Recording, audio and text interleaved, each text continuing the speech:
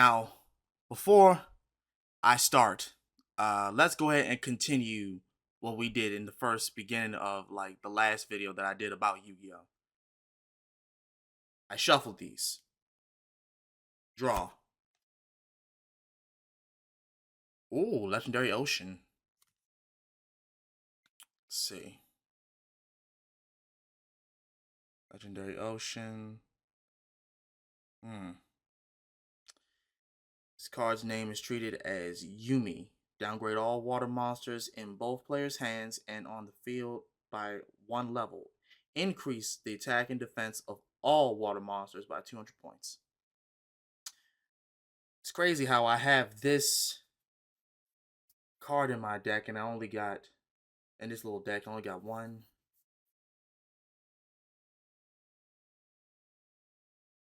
only one water monster. Wow. Okay. Well, what is going on, you guys? It's just truly Ryo Sakurai. Sorry for the awkward intros. It's gotta be awkward when it comes to us. Anyway, since I guess the last video did so well talking about Yu-Gi-Oh, and I've been really getting myself in taking Yu-Gi-Oh seriously, getting into Yu-Gi-Oh. I wanted to do another Yu-Gi-Oh video, but then I was like, I like, what else could I possibly talk about when it comes to Yu-Gi-Oh? Because I'm thinking I had the whole thing figured out. I don't. I still don't. I'm not even close to having all this figured out. One of my roommate's buddies had mentioned something that made me just say what? And it was basically talking about how Yu-Gi-Oh even came to be, like Duel Monsters even came to be as far as this dimension. And this dude told me about a dragon that shed a tear and a card was formed. On top of that, somebody split the main world into 5 different separate world dimensions. You lost me there, but you know what? Instead of 2018 Ryo that didn't even want to delve into this because I thought it was ridiculous, I'm used to ridiculous at this point. So look, why not give this a go? Why not give this a shot? So what we're going to be reacting to is the Yu-Gi-Oh timeline lore and lore explained, Duel Monsters, 5Ds, and GX anime explained by Crunchyroll. Now this is like 42 minutes. I think it's going to be talking about everything. And if not, we can always find another video that's going to be talking about this. But this was the closest one that I thought would, help us out. So yeah, without further ado, if you enjoyed this video, if you're going to enjoy this video, please leave a like, comment, subscribe. Let me know what y'all think about the video and what we're talking about. Without further ado, let's have a look. Ah, yes, we are back once again, and this time we are talking about the classic anime, about the legendary Duel Master. Yes, folks, today we're doing a timeline video for the one and only YuGiOh. I like the fact that he has the plush gauntlet and the dual disc that I literally just bought today. It's not on me. Unfortunately, the GameStop that I went to didn't have it anymore, and I had to order it online. But it's supposedly coming in like 3 days, so I'm excited about that. But I also went and got this. See, you guys can see that.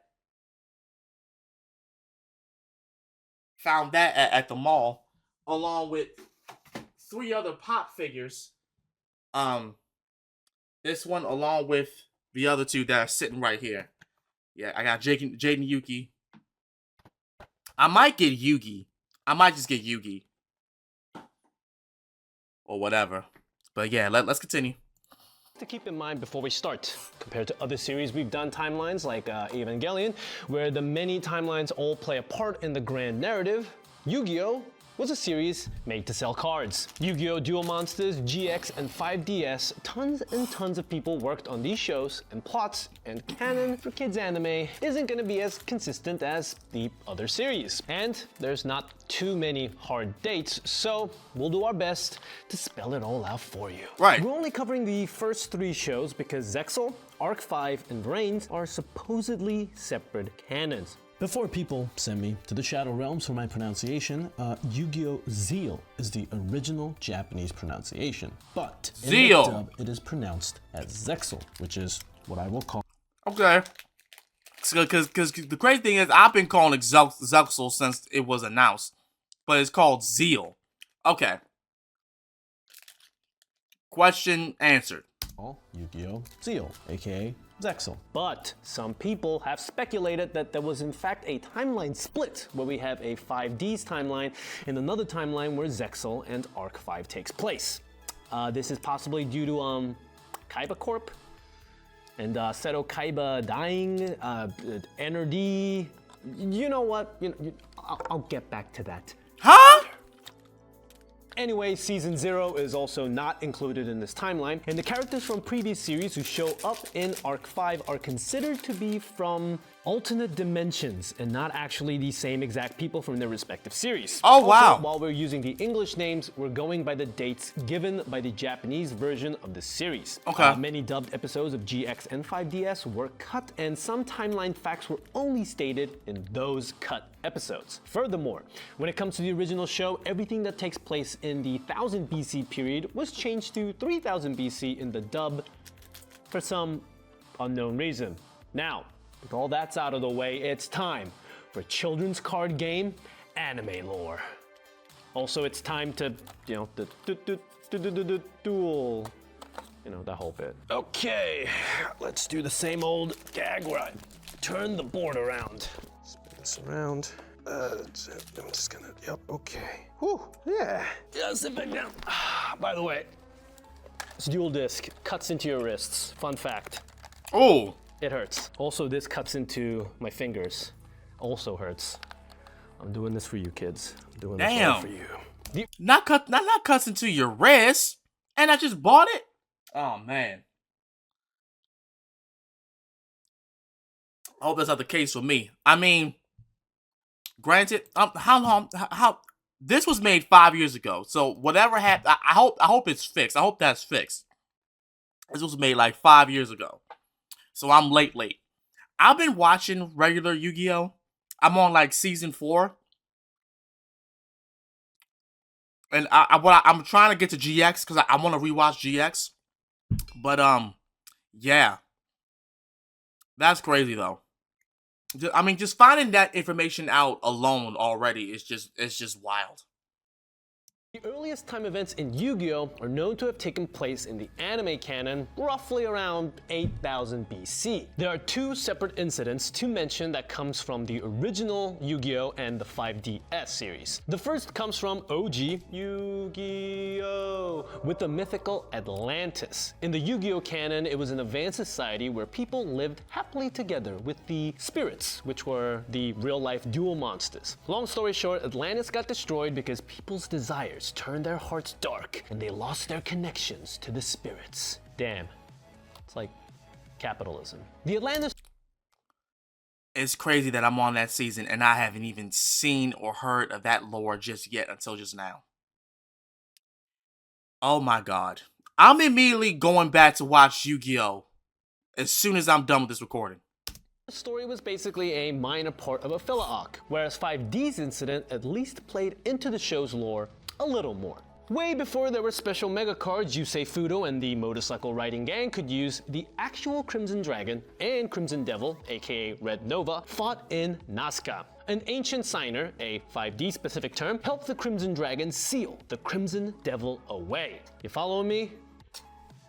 Hope you're following me, because I can't even follow myself. Okay, so 5,000 years later, we get to 3000 BC. The Crimson Dragon would have fought another battle at Nazca, where it fought the wicked gods, sealing them into the earth, creating the Nazca Lines. This battle between dragons was part of fated battles between the Signers and Dark Signers that occurred every 5,000 years. Fun fact, the Nazca Lines are a real thing in Peru. Now, whether giant dual monster gods reside inside of them has yet to be seen in real life.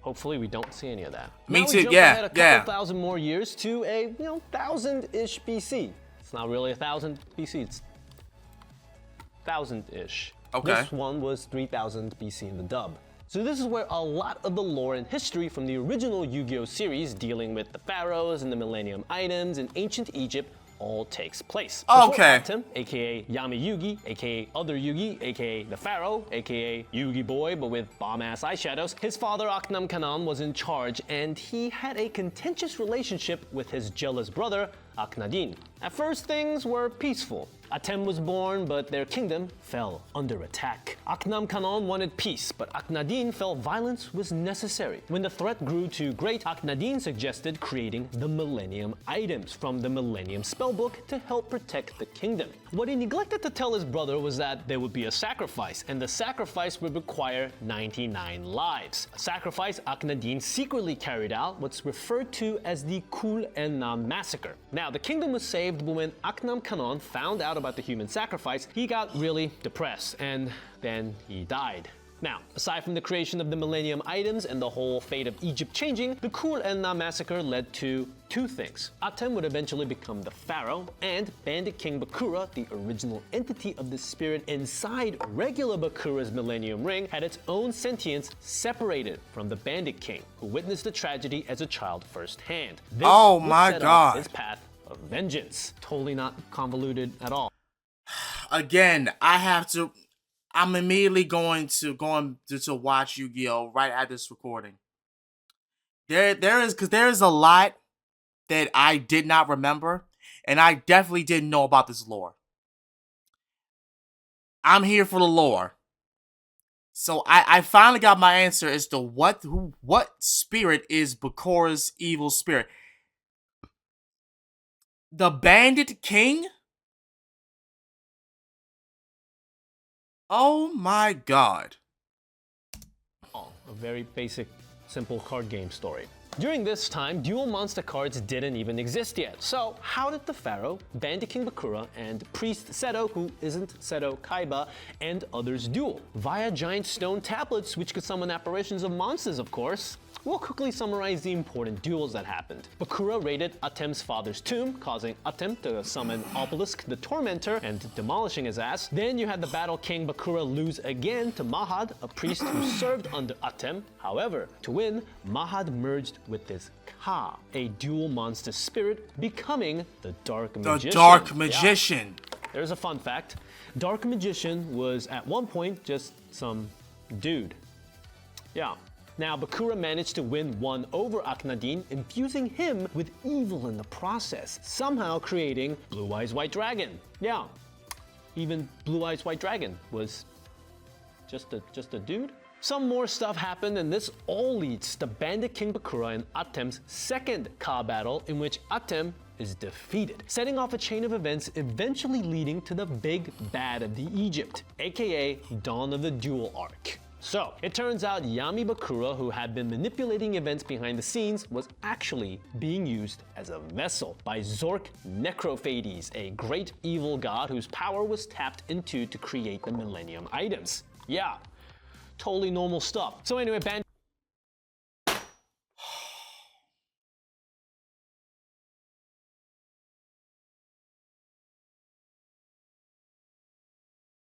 You cannot make this shit up.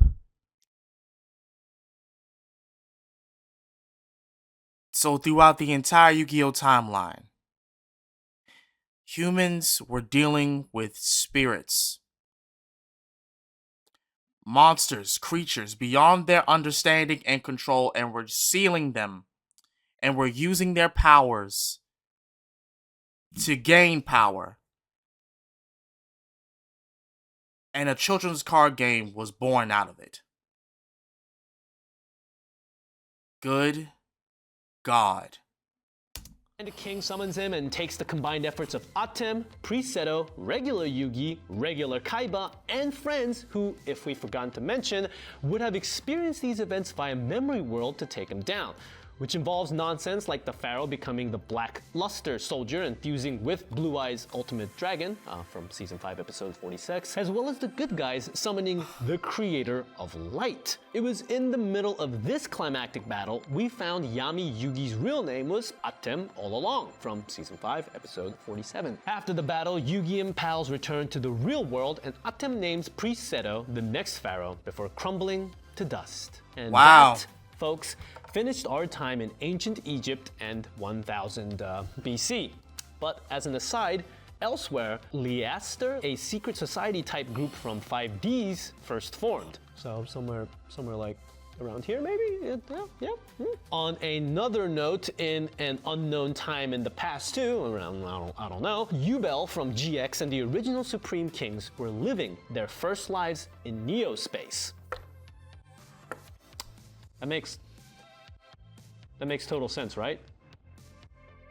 Right? All right, from here, we jump way forward in time. But before we catch up to Yugi and the gang, we have to mention his grandfather's expedition to the Valley of the Kings, the Pharaoh burial ground in the 1960s. It's here when he obtained the Millennium Puzzle before giving it to Yugi at the start of YuGiOh Holy Duel shit. Monsters. We also want to note that chronologically, the Battle City's Big Bad Marek's tragic backstory, which involves I'm up on that sometime information before the show began. Marek was 16 at the time of Battle City, and he was 11 when this whole backstory went down. So we can call this period, 1990X, because we don't know the exact date, minus 5 years. Yeah, that's what we'll say. Yeah. A second thing to note, at another unspecific time before the series begins, Kaiba takes over his dad's company. Finally, some guy who isn't Albert Einstein, named Dr. Eisenstein, starts repeatedly running the Nobel Prize in Dual Physics from 1996 onwards. Yes, dual physics.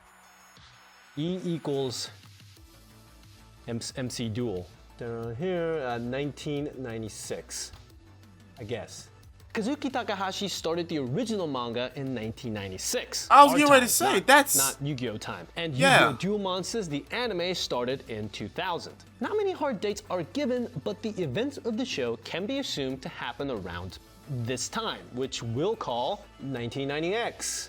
Okay, so sometime in 1990X, somewhere between 96 and the year 2000, Yugi's grandfather gives him the Millennium Puzzle. When Yugi solves the Millennium Puzzle, he becomes one with Yami Yugi, revealed to be Atem, the pharaoh from the 1000-ish BC. So far, Kaiba destroys Yugi's grandfather's Blue Eyes White Dragon. Then Grandpa gets more owned when Pegasus traps him in the Shadow Realm, which doesn't exist, actually. Check out History of Yu-Gi-Oh! Videos for that bombshell of a fact. Pegasus also reveals his Millennium Eye in the process, and eventually the whole squad travels to Pegasus Island to rescue Grandpa in the classic Duel Kingdom arc of the series, where we get this little neat doodad with the little stars, and yeah, good times. Duelist Kingdom is the first huge story in Yu-Gi-Oh! Basically, Yugi wins nearly all of his duels except for the time Kaiba pretty much threatened to kill himself if Yugi doesn't let him win. Yeah, totally normal stuff, Kaiba. Also, early in the Duelist Kingdom arc, we meet Bakura, who is the owner of the Millennium Ring, in which inside Yami Bakura, who is secretly Zork Nephrophades, lurks inside. Yeah, you following me? Yeah, I'm following. I'm following. So, back to Kaiba. He used that drastic measure against Yugi because Pegasus had Shadow Realmed his brother, Mokuba, like Yugi's grandpa. After he beats Yugi, he gets the chance to take on Pegasus, and fails and gets Shadow Realmed himself. Womp womp. Spoiler alert, Yugi wins the Duelist Kingdom tournament, defeats Pegasus, and saves everybody. Yep. So we see some nods to the overarching story in the epilogue. Right. Bakura yanks Right. Pegasus Millennium Eye out of his body, and we're introduced to a Millennium Key owning Shadi, a that's mysterious Shadi. character who gave originally Pegasus the eye during an unspecified time in the past. Shadi Right. even enters Yugi's mind and sees it as an entirely separate chamber for Yami Yugi. At the end of the epilogue episode, he warns Yugi that whoever stole Pegasus' eye would come for the puzzle. After Yugi and Co. takes a brief hiatus from cards to play dice, we start a very plot-heavy arc. Battle City arc. So, Battle City really upped the stakes. The whole thing is kickstarted when Ishtar, owner of the Millennium Necklace, reveals Duel Monster's secret ancient Egyptian history to Kaiba and tells him about the 3 Egyptian god cards. She even gives him Obelisk the Tormentor, after which he sets up a city-wide tournament where winners take cards from the losers in an attempt to find the other 2 cards. However, Kaiba's not the only one looking for the god cards. Enter Marek, owner of the Millennium Rod, and his team of rare hunters who are willing to utilize underhanded tactics to get what they want. At this point, Yami Yugi starts wondering about his origins, and after meeting Ishtar, who tells him if he wants his memories, he has to recover all 7 Millennium items. Yeah, this arc becomes one big mess. Delicious. Like before, we can't go over every duel, because there's a lot of duels. There's a lot of I will duels. give you the summary. So, Yugi and friends duel the rare hunters and other randos a bunch, obtaining Slifer the Sky Dragon along the way. before Marek reveals himself and generally comes out on top. Yami Yugi and Yami Bakura duel once again, and by this point, everyone's aware Bakura has an evil side. Marek, the bad guy, has a eviler Yami Marek inside of him too, who dominates My Valentine in a trio of episodes that were heavily censored in the US, because it clearly shows in the Japanese version that My Valentine gets tortured. This is about cards. Oh my. By the way, this is about card games, like Yeah, card game. that's what I'm saying. Ishtar is revealed to be Marek's sister. And we're brought to the climax of the arc with Yugi, Joey, Kaiba, and Marek in the Battle City semifinals. Actually, before the semifinals begin, we get a filler arc which involves Yugi and the gang going into a virtual world where they hold an entirely separate tournament. Here Right. they take on the Kaiba Corp Big Five and Noah Kaiba, Seto Kaiba's dad's actual son. Who all proved to be non-important. Like none of those big wig corpos were anything but important. They were not important in that whole arc. I'm sorry, they weren't. Because Seto and Makuba were adopted for clarity's sake, for people that don't know that. We also get the details about how Kaiba took over his father's company, which was quite ruthless. Other than that, not much else happens of note in that arc. Anyway, after the interruption, Battle City begins to wrap up. The first battle is between Joey and Yami Marek, and guess who wins? Then Yugi and Kaiba have at it again, and Kaiba hands over Obelisk the Tormentor to Yugi when he inevitably loses. Of course, Yugi wins the whole thing. We hope you aren't too surprised about that fact. After though, Yami Marek gets Nope, not banished surprised to about the that at all. Shadow Realm, and everyone is just cool with regular Marek now. Winning the duel, Yugi gains possession of the Winged Dragon of Ra, meaning he now has all 3 god cards. That's it for Battle City now, but what happens next though? A quick interruption, that's what happens. Chronologically, after the Battle City arc that takes place, but before the final arc of the original Yu-Gi-Oh, we actually get the last 2 episodes of Yu-Gi-Oh! GX. What the fuck does that mean? Let me tell you. So, there's an important duel between Jaden and Yugi that never aired in the US. So, around here, Jaden... Excuse me? Excuse me? What you mean? Around that time, there were 2 episodes that weren't aired, where Yugi and Jaden were dueling. What? I need to see this duel. I have to see this duel. Wait a minute, because hold on, he says takes place when what? So, there's an important duel between Jaden and Yugi that never aired in the US. So, for the final arc of the original Yu-Gi-Oh, we actually get the last 2 episodes of Yu-Gi-Oh! GX. What the fuck does that mean? Let me tell you. So, there's an important duel between Jaden and Yugi that never aired in the US. So, around here, Jaden fights Yugi. I'll explain more when we get to GX. Now, whether Jaden Yugi actually gets sent back in time to duel with Yugimoto, or if it's more of an imagination, a spiritual, or alternate timeline thing, who's to say? Not me.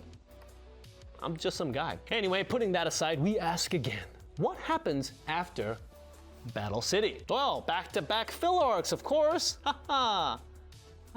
Okay, so maybe the filler arcs should have been taken seriously. However, these made-to-sell children's trading card arcs really didn't offer much in the way of lore.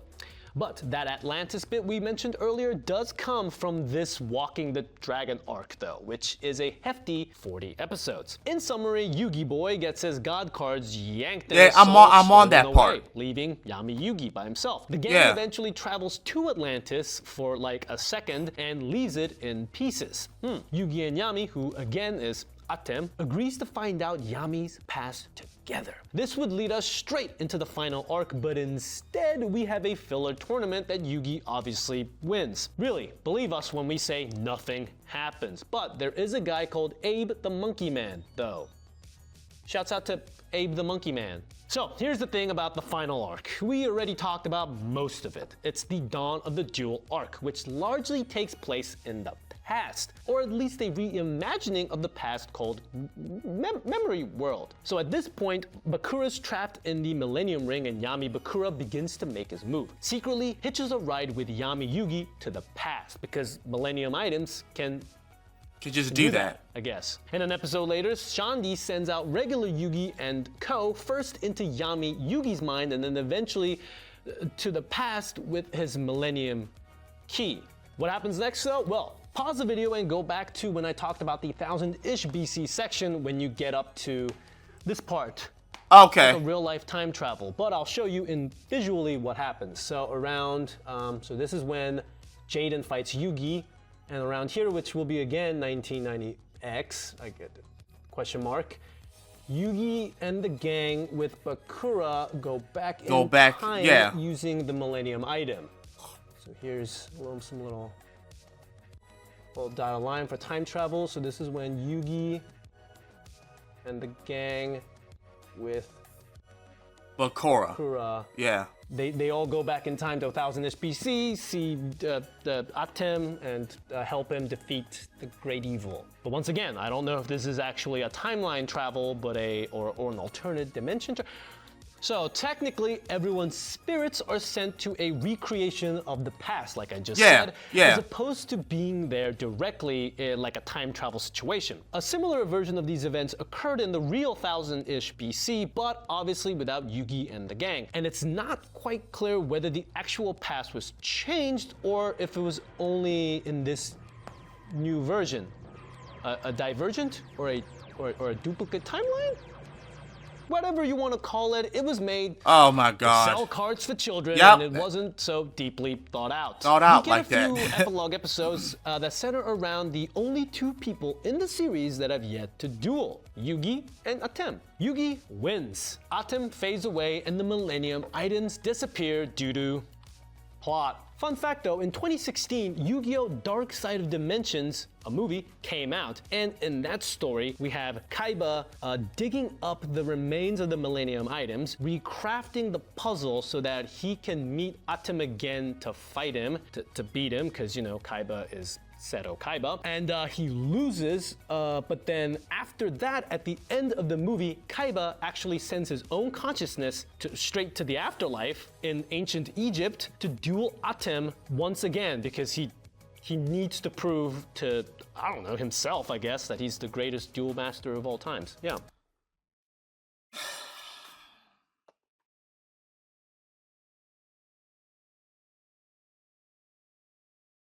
Kaiba, you did what? Why? You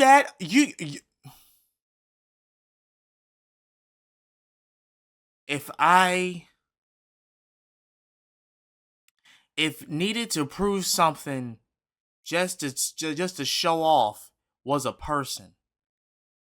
If I'm so full of myself that I need to be number one was a person, Oh my.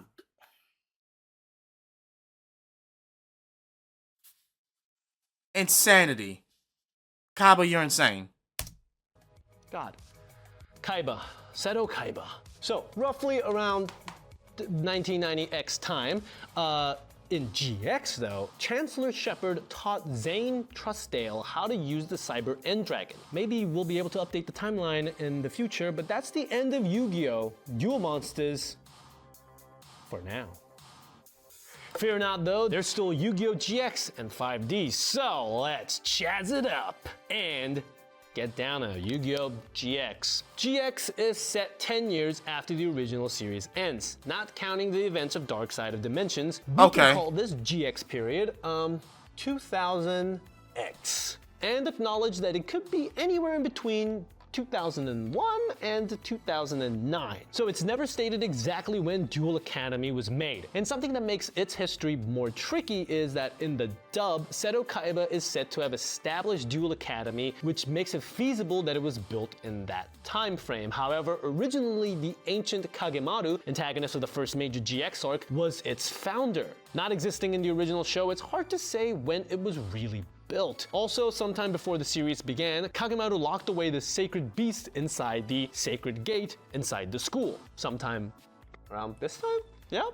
That's the mystery period right there. So, a few years before this series begins, before GX begins, Jaden wins a contest where his original Duel monsters get sent into space by a satellite by Kaiba Corp. Yubel, an actual card and former neo-Spacian human turned monster spirit who's looked after Jaden since he was a kid, also gets sent up into space. This leads to wackiness further down in the timeline. GX proper starts with Jaden Yuki getting handed a winged Kuribo by Yugi himself on the way to Duel Academy entrance ceremonies. So here we go, this is the start of GX. I should have also mentioned that Yu-Gi-Oh! I guess starts here, formally.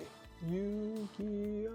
Okay, so in GX, the first major arc of the series revolves around the Shadow Riders, a group of nefarious duelists who Jaden, Chaz, and Co. have to defeat so they don't resurrect the sacred beasts and destroy the world.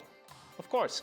Yes, the scales have been upped since Yu-Gi-Oh! Duel Monsters. Jaden beats Kagemaru, who's leading them, and seals the sacred beasts once more. Before the second arc of GX begins, Zane Trussdale, who is Jaden's best friend's brother and the top-rated duelist in the Duel Academy, graduates and joins the Protégés. The beginning of the second season of Yu-Gi-Oh! GX marks a year both in real life and in story since the series began. So, we'll call this in a totally easy manner with, 2000X plus 1 year. The second chunk of GX revolves around the Society of Light, a secret society led by Sartorius. Aster Phoenix, a highly skilled pro-league level duelist, joins Duel Academy. Jaden loses to him in a duel, in the middle of which Aster gets really cryptic and decides to leave Duel Academy for good. Spoilers, it's not for good. Bad. Jaden gets sent to Neo-Space, technically a spirit dimension and not actually space, and talks to aliens who look like the monster cards he designed that Kaiba Corp sent to space. After, he comes back with new cards. Episode 62 might be the single weirdest Yu-Gi-Oh! Episode of all time, but then again, Arc 5 exists. Jaden and Co. win some duels, and before long, Sartorius ends up joining the Academy. Elsewhere, Zane becomes edgy and duels with Chancellor of the school in an old secret dojo location, who pleads with Zane to come back after losing to take part in a special tournament. Aster betrays the Society of Light, more duels happen, people get mind-controlled and then unmind-controlled, and there's even more duels. Eventually, Chaz wins the tournament. Go get him, Chaz. Chaz it up. Yeah. And Jaden thwarts Sartorius' plan. So season 2 ends and another season, year, and arc starts, which we will call this year 2000X plus 2 years from, I guess, 2000X originally, even though it should be plus 1 year, but that'll be way too confusing. So 2000X plus 2 years. Now we enter Dimension World. World, which is the last arc of GX to be dubbed. At the beginning of the season, Jesse Anderson, who shares a lot of common with Jaden, joins Duel Academy. After beating the mid-boss of the third arc, Viper, a big chunk of Duel Academy students ends up in a strange realm. In this place, all sorts of Duel monster cards are just real monsters now. Through the power of dueling, most of the students make it back, but Jesse gets stranded while YuGiOh makes her first big appearance. They all immediately go back to the other dimension to rescue Jesse, and things get dark on the journey. Slave camps, brutalities, live sacrifices, and more. Very friendly kid card game stuff right here, folks. Along the way, Jaden realizes he is the Supreme King, whatever the that is, and they eventually find Jesse, who is now under YuGiOh's control. There's a series of climactic duels, and how does that all resolve? Well, YuGiOh reveals her backstory. Being a human turned spirit that watched over Jaden, and she really just misses him. Okay, and then Jaden Yuki uses super polymerization to fuse himself with YuGiOh forever. And so this is where YuGiOh GX ended. According to 4Kids TV, no, that is not the end. Surprise, you can watch the rest of GX, Japanese version, on Crunchyroll.com. So this season was about half as long as the others. It centered around an enemy called Night Shroud, who made a couple of minor appearances previously. The Duel arc was really the crux of the GX lore, so this last set of episodes was more like a hurrah, a little victory lap, you know? That said, we had a very nice graduation moment, and at the very end, Jaden does get sent back in time to duel with YuGiOh. So let me show you that on the board. So after 2 years, supposedly, also fun fact, I read on this thread that in season 2, in one of the examination cards, they showed the date, and the date is supposed to be 2007 as the graduation. So supposedly, they graduate around the year 2007, maybe. So after the graduation, Jaden over here goes back in time to here. Jaden goes back in time to deal with Yugi right here. Okay, so that is the true end of YuGiOh GX. So now let's chaz it down. Grab your motorcycle and noom towards the future. Okay. How far into the future though? There's no exact dates given, and in fact there's a lot of contradictory information. So all we can say is that YuGiOh 5Ds takes place in the mysterious time of 20XX. Real quick, 17 years before the series begins, which we will call 20XX minus 17 years, the Zero Reverse occurred, an intentional energy overlord masterminded by Iliester. Remember from early on in the video, I forgot exactly when I even talked about Iliester. And carried out by Roman Goodwin. It split New Domino City into two and freed the Earthbound Immortals. Yusei Fudo's father, an NRD researcher who worked with Roman and Rex Goodwin, as well as his mother and Jack Atlas's parents, died during this tragedy that takes place. Actually, let me just do a little. Okay, so before the start of the series, which is here, Yusei, Jack, Crow, and Kalen form a duel gang called the Enforcers that eventually fell through. Okay, so the first proper arc of 5Ds is the Fortune Cup tournament, which mostly serves to introduce all the key players like Yusei Fudo, Jack Atlas, Akiza, and others. We also start learning about signers, duelists with special glowing marks on their body, which include Yusei and Jack. There are also dark signers. Stuff starts to get hype during the climax of the tournament, a duel between Yusei and Jack where the sky gets dark and the Crimson Dragon appears in the sky. Then we get the 40-episode Dark Signer arc, which is more lore intense. Using the Crimson Dragon's appearance as a sign, the Dark Signers put their plans into motion. They're comprised of people who hold some kind of grudge, most notable Roman Goodwin, and they wield the Earthbound Immortals, previously trapped in Nazca, freed due to the Zero Reverse incident. Their goal is to use the Earthbound Immortals to cause havoc and eventually summon the King of the Netherworld. Whew, that's their plan. Easy, so easy. There's so much Yu-Gi-Oh! I have to watch. From the Sacred Beast to the Earthbound Immortals,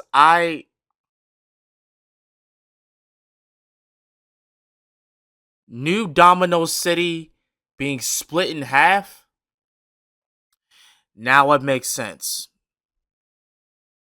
That old comment that I made years ago talking about YuGiOh being so like dual monsters being so prominent that everything turned to if you want to duel turned to poverty has now gone to shit because it doesn't make it. That's not even the case in this situation. This whole thing happened because scientists was fucking with shit that they shouldn't have been fucking with. Good freaking God. And then on top of that, this even tells even more that dual monster, the monsters in these cards are just real. They're just real. They come from an alternate dimension and they are real.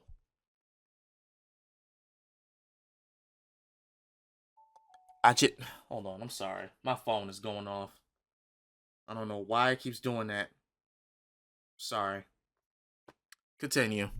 Easy to follow. Okay, so despite the Signers beating the Dark Signers and Earthbound Immortals, Plot Magic still ends up summoning said King of the Netherworld. Rex Goodwin actually reveals himself to be a Signer and a Dark Signer. Bum bum bum. And also, surprise, is the real big bad of this series. Okay, so hold up. I have to make another correction. So, Rex's backstory actually gets kind of screwed up because of a dub error. Now, in the dub, Rex is revealed that he's the 5th Signer during the Fortune Cup, but the arm that he uses to reveal that he's a Signer is actually Roman's arm. Roman was the true 5th Signer until he became a Dark Signer. So then Rex duels Roman to purposely lose. It's revealed that Rex had a Solemn Judgment face down and could have won at any time, and he now becomes a Dark Signer. Okay, so then Rex then attaches Roman's arms to him to become the 5th Signer and final Dark Signer. Despite these setbacks, the That's good guys crazy. ends up winning. Who could have guessed? We'll jump forward 6 months, which we will call right here 20XX plus 6 months. We see a tablet fall to Earth from space. It's quickly retrieved by that probably nefarious group, Iliaster. Duelists everywhere start gearing up for the World Racing Grand Prix, which turns out Iliaster has a hand in it too. The World Racing Grand Prix eventually gets underway, which many of the episodes were just never aired nor dubbed, so maybe you haven't seen any of them. Anyways, after winning a handful of duels, Yusei has an encounter with Lazar, who spells some details with Iliaster, including a connection with the Moment Express Development Agency. When they storm the agency over the next 2 episodes, what they learn and what happens really complicates things. So, what did that all mean in English exactly? So, let me break it down. Moment Express houses a machine called Infinity, which can not only transport matter, but can do something like crossing space and time by creating wormholes. Yes. Basically, this means Iliaster can and has used the power to change history. In fact, Yusei gets zucked up into a wormhole and, after experiencing a vision of his father, gets spat out in a world where the Grand Prix team lineup has changed and the Moment Express building doesn't exist. Infinity's ability to make these wormholes and travel back and forth in time is called falsification of history. So, we'll call this new timeline 2000X plus 6 FH, falsification history, shortened down.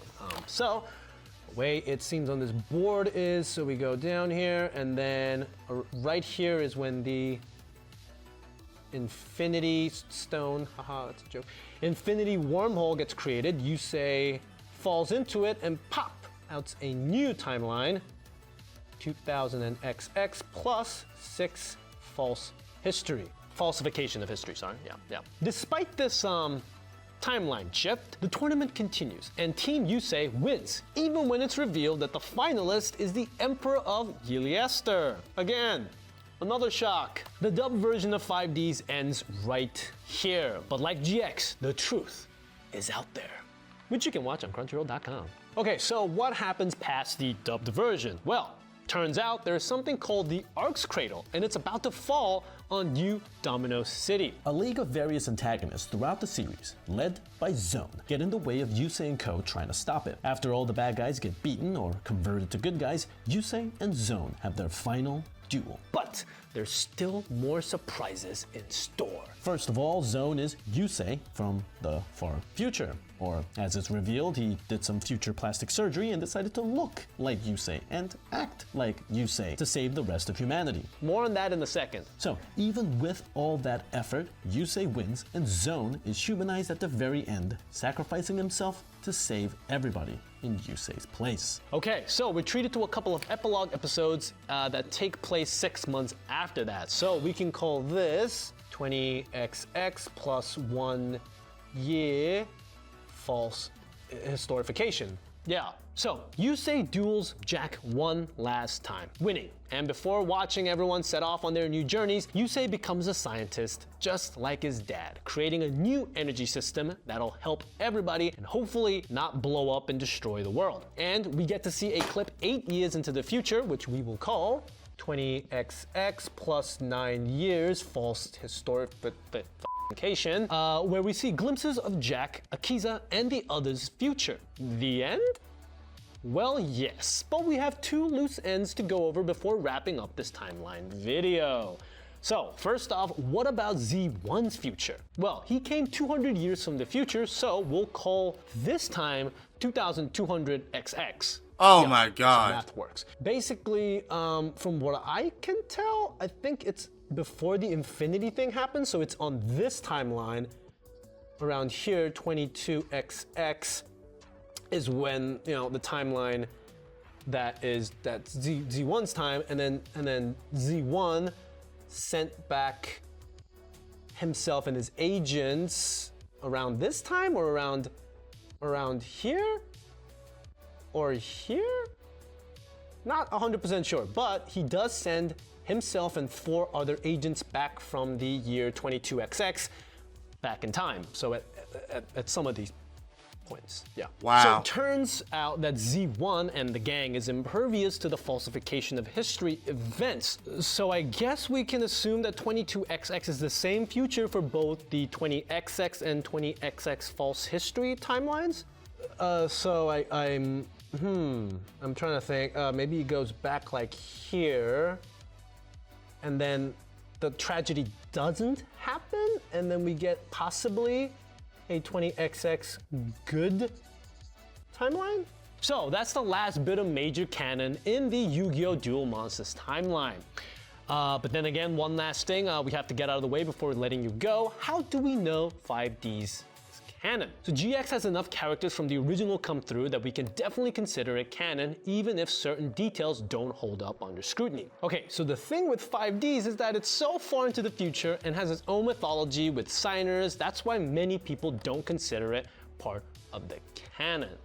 But we need to talk about the second YuGiOh film, Bonds Beyond Time. A film that starts midway through 5Ds, then goes I haven't back watched to that sometime at the end of GX, and finally both Yusei and Jaden travel to Yugi's time in 19XX. So now talking about the movie, it seems to be canon with 5Ds, taking place after Dark Signers, but before the World Grand Prix Championship, which is around, I believe, here.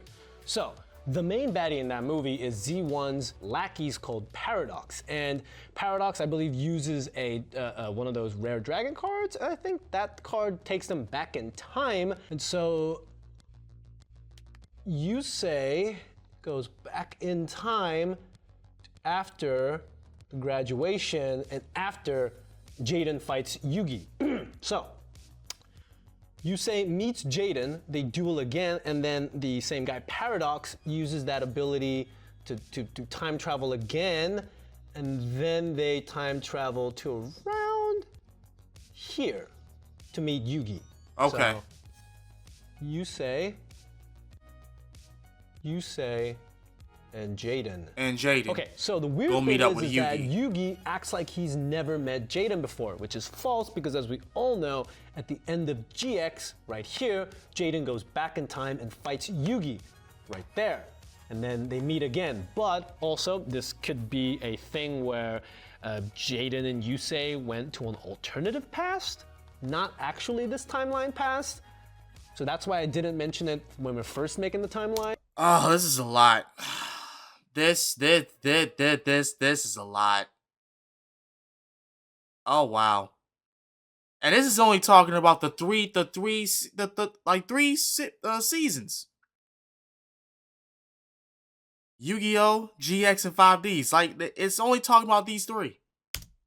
We're doing it right now, but it is considered canon. This movie is considered canon. And so we can clearly see that Yusei and Yugi are in the same timeline universe. So therefore, 5Ds is in the universe. Also, another thing that connects 5Ds to the Yu-Gi-Oh! OG universe is this one dude named Tetsu Trudge, who in the 5Ds universe works as a member of Sector Security. And in the original Yu-Gi-Oh! He was a high schooler who, in a flashback we see, beating up Joey and Tristan, as the B-roll will make that make sense. So, he was basically high schooler here, and now he's a grown-ass man working for the security department somewhere in the 5Ds universe. So, okay, that's another thing. There's two key facts why 5Ds is part of the Yu-Gi-Oh! Universe.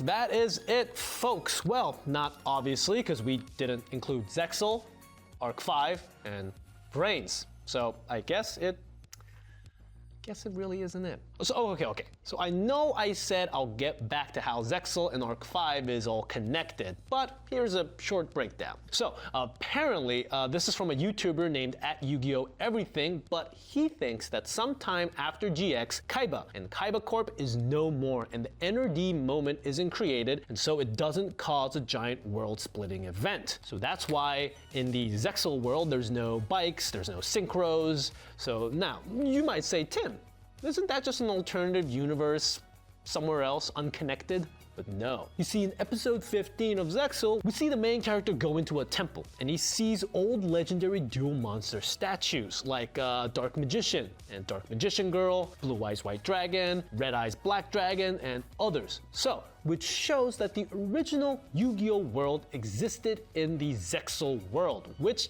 connects Zexal to the timeline, supposedly? So apparently, somewhere around here, Kaiba died, and then didn't happen, and then a new alternate dimension started, and then that's Zexal. Yeah, there we go. That's Zexal. That's Zexal world right there. It just goes off in its own, and that's a terrible way to show it on the board. But now for Arc 5, there is an image of the Leo Dual School's curriculum sheet, and it talks about synchro summoning and Fudo style. So this also shows that in this world of Arc 5, there's game mechanics that come from 5Ds. So how is that so? Well, in Arc 5, they just straight up go, yeah, the universe was originally one, but it's split into 4 different universes, and people can just travel to each other's universes freely. So that's how advanced they are. So maybe it's part of the alternate 5Ds universe timeline, or so someone from the Arc 5 world using the dimension hopping hoppity goodness goes to the 5Ds world. This is terrible. Somewhere along the 5Ds world, and just takes the technology of synchros, the bikes, Fudo style, I guess, and then just implements it in the Leo school.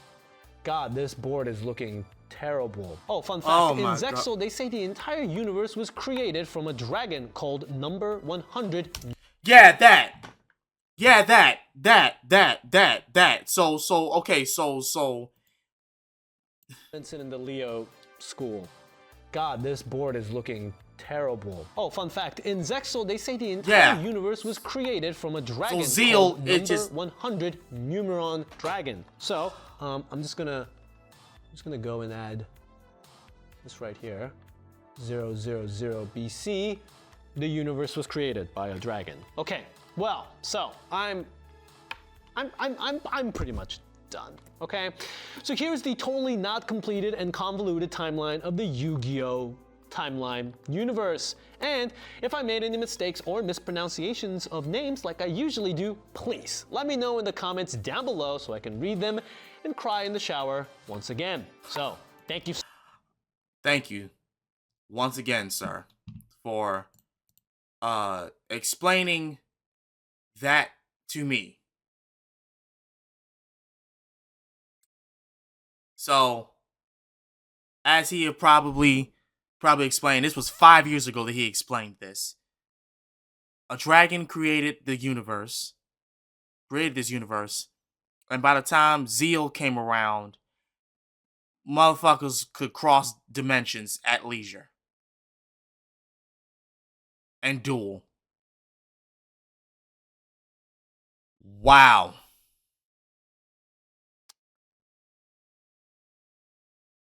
I'm gonna be watching this for a good amount of time. I'm sorry. I know it's been a while since I had uploaded the last video. That's because I was watching Yu-Gi-Oh. I've been trying to get myself focused on top of dealing with my job. So for that, I say I apologize. But yeah, that's when I get into something, I get into it hard. So yeah. Anyway, that's gonna be it for me. Thank you guys so much for watching this. If you enjoyed it, please leave a like. Share the video, subscribe, let people know that your boy is diving deep into Yu-Gi-Oh and trying to the best of his ability to understand it. So yeah, I need a sandwich and maybe more tea or just water. I think I need water after listening to all of this. Oh my god. Okay. This has been Master Ryo Sakurai. I love y'all. I'll see y'all again next time. Peace.